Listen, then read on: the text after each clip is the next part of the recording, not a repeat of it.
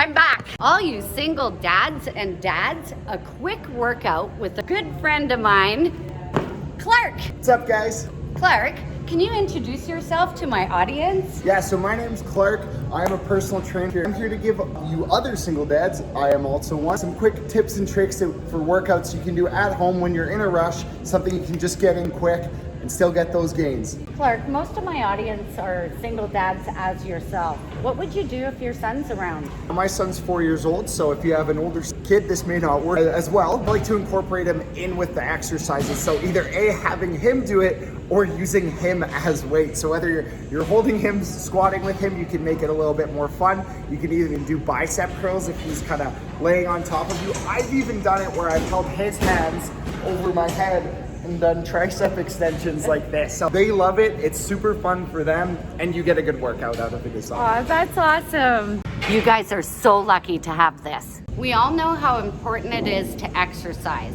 especially Canuck Cougar. I put it out there that it's so important to exercise for your mental health, the way you look. Guys, I needed to let you know, improves sex performance. We let the boys know what we're gonna start off with and what we're gonna do. For sure, so starting off, we're gonna start off with a leg exercise. So I got with some weight here, Cougar's got some weight here. We're gonna start off with a goblet squat. If people don't have the weights, can they still do these workouts? Yeah, absolutely. So I know that a lot of people don't necessarily have a ton of equipment to use at home. So a really good variation, feet shoulder width apart.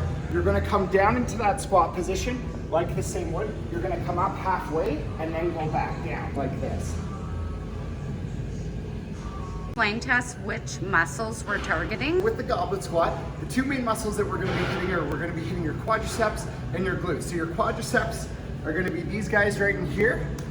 And then your glutes, we're gonna hold the weight underneath, right at our chest. And then you're just gonna squat down as if you're sitting into a chair. So you're gonna go all the way down. So just under, All the way up. under. Yeah, tight to your chest. The weight's not actually gonna move at all.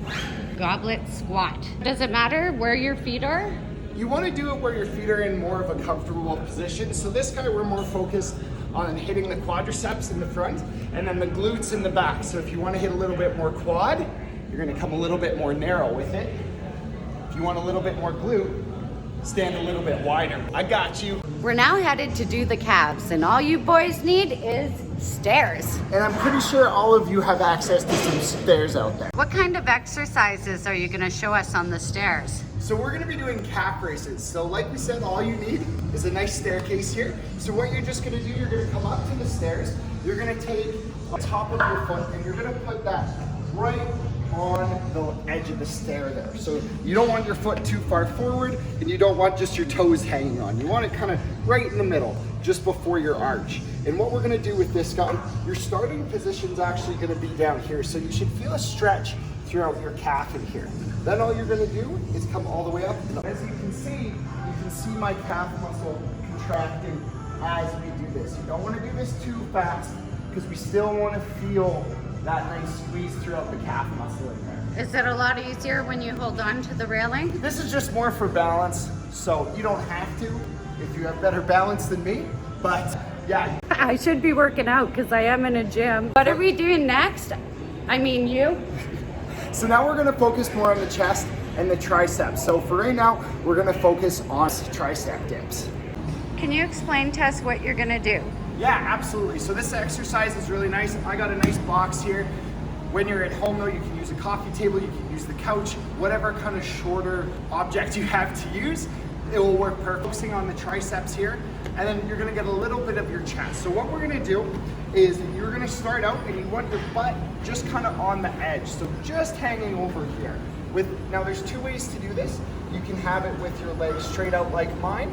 If that's too difficult for you, can bring your knees into a 90-degree to make it a little bit easier for yourself. So what we're gonna do with this guy is you're gonna have your hands right kind of at your side, shoulder width apart. You wanna bring your elbows straight backwards. So we're not going out to the sides, we're gonna fire straight back. So sliding down just like this, all right?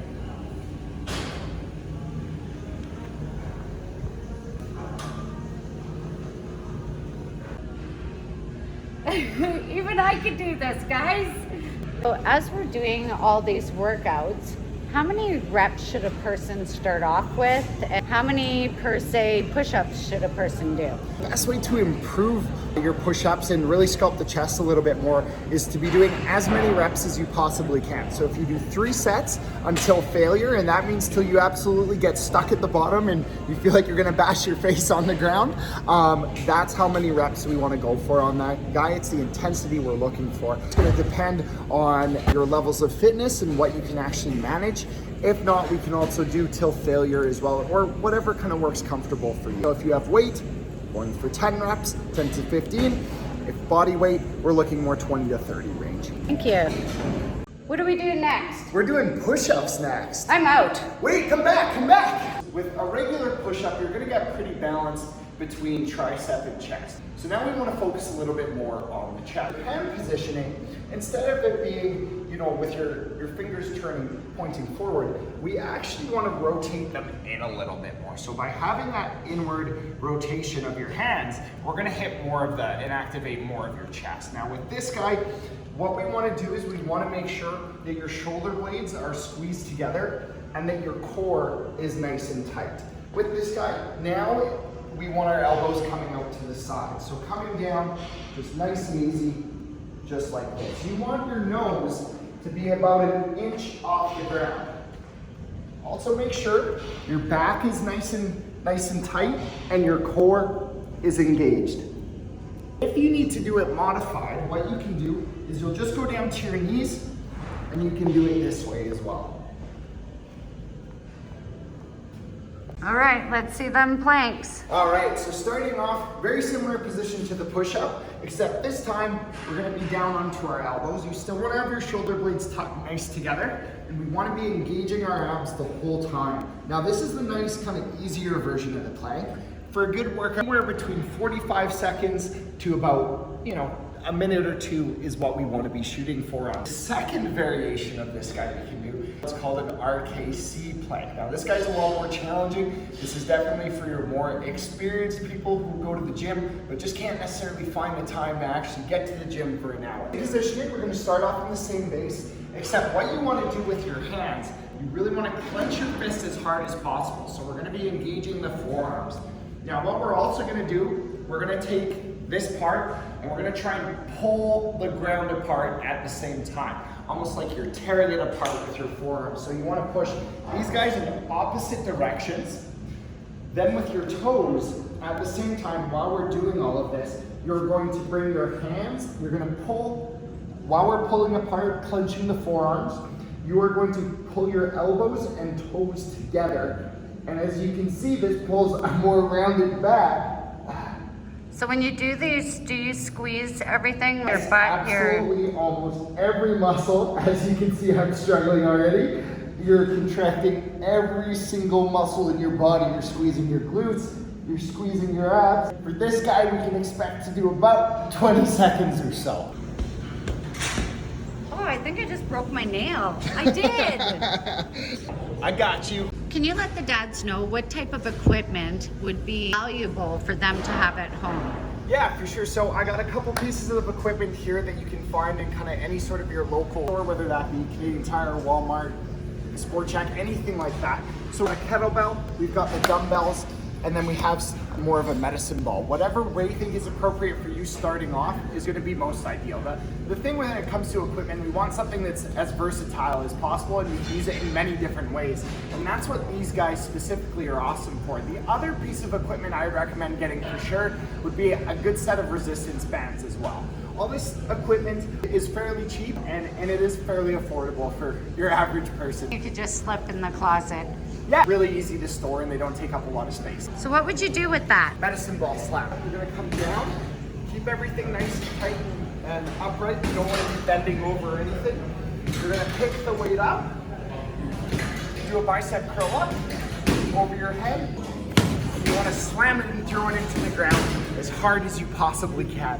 This is a really good exercise to help get your heart rate up, get the blood pumping, and it's a really good full body exercise. You get the legs, you get the shoulders, you get the biceps, you get the triceps in there too. And just kind of come up like this.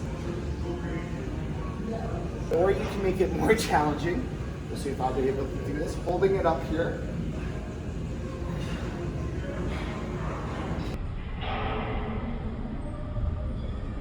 with the kettlebell here, and we're gonna come in and work our chest again. So this is a single-sided exercise, so we're isolating to one side of the body. We're not gonna be working both sides of the pecs at once. We're just working one at a time. So with this guy, laying on the ground, you're gonna have the kettlebell hooked over your palm with the weight kind of behind your arm. You wanna put your arm at a 90 degrees, is push straight up to the sky.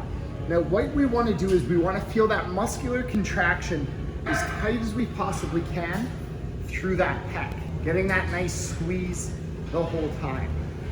We do about 10 of these and then switch sides. This is focusing on our pectoral muscle. And like I said, we really wanna focus on that nice squeeze in your chest, feeling your chest really contract. That would be kettlebell chest press.